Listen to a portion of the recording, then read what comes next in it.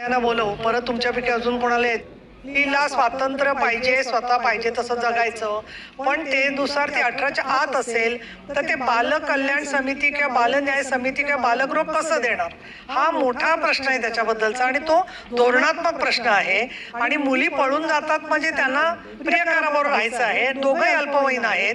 अशा वेळेला आदित्यतेच्या जागी कोणी असेल तरी सुद्धा कायद्याच्या चौकटीत काम करावं लागेल. एक दुसरं, खाजगी बालगृहाच्या मध्ये त्यांचं गैरवर्तन असेल, चुकीचं वर्तन असेल त्याच्यावर आपण कारवाई जरूर करू. परंतु आपल्याला सगळ्यांनाच या पॉक्सोच्या संदर्भामध्ये किती पुनर्विचार केला तरी सुप्रीम कोर्टाच्या गाईडलाईन नुसारच काम करणं क्रमप्राप्त आहे.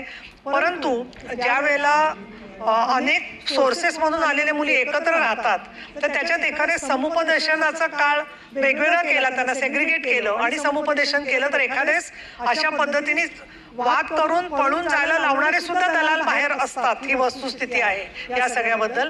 तर आपण बैठकीमधले जे मुद्दे असतील ते घेऊन नाही तर चौथ्या महिला धोरणाच्या माध्यमातून याला अंमलबजावणी करणारी यंत्रणा आपण सक्षम करूया. आपण पुढच्या आता विधेयकाकडे जाऊया. धन्यवाद.